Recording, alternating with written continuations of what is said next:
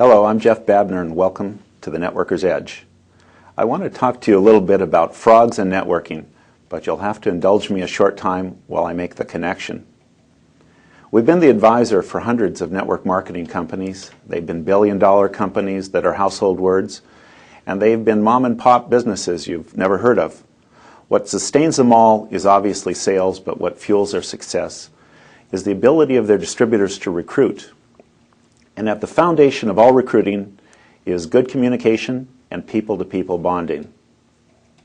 Technology is changing the game, but don't sell short the old-fashioned hug or handshake as the best bonding and recruiting machine yet invented. So what's the impact of the high-tech tools like the internet on your success in recruiting? Well, our experience suggests that we definitely have a step forward in communication, but not necessarily in closing the sale or recruit. There's no substitute for what is often referred to as pressing the flesh. This is a people business, and human contact is the thing that cements the bond. With the advent of television, a famous media observer, Marshall McLuhan, coined an interesting observation. He said, "The medium is the message." Unless you are a university professor, that one may leave you puzzled. But actually, what he was probably saying was that the way in which you say something may be as important as what you say.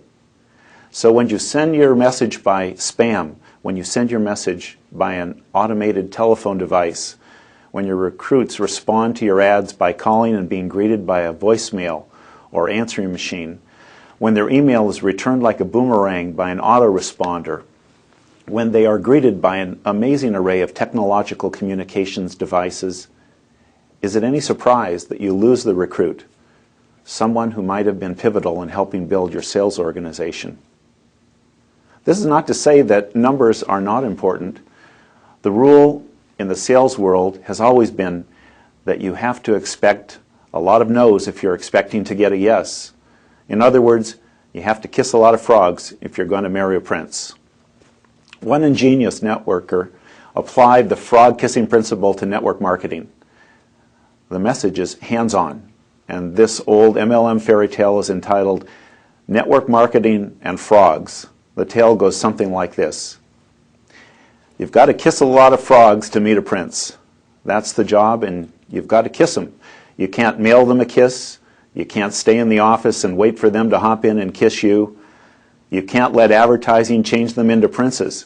You can't ask your secretary to kiss them. You can't kiss the same one 40 times. You can't spend all your time in kissing school. You've got to spend time with the frogs, and you'll find them out there in the marshes.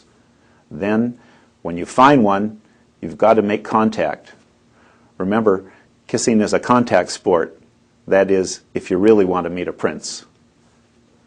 In other words, in a high-tech, high-touch world, high touch wins every time. One of my co-authors and a great trainer, David Stewart, likes to say that although the follow-up on decisions is often driven by logic, people make decisions based on emotion. Think about it for a second.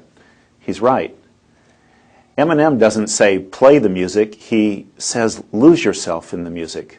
In other words, connect your soul.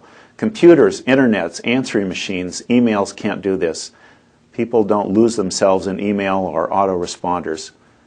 People make the decision to commit based on visceral instincts. When they say reach out and touch someone, it resonates. Reach out and send an electronic message does not resonate. All the studies done on why distributors join and stay with network marketing companies point to the top factors as personal and emotional. Bonding with company leadership, bonding with field leadership, bonding with company vision, and bonding with the product itself. All of these connections are visceral and personal. So use all those new high-tech tools for great communication. But don't kid yourself. There's no substitute for the personal connection if you intend to be successful in recruiting and network marketing. Thanks for spending time with us at the Networker's Edge.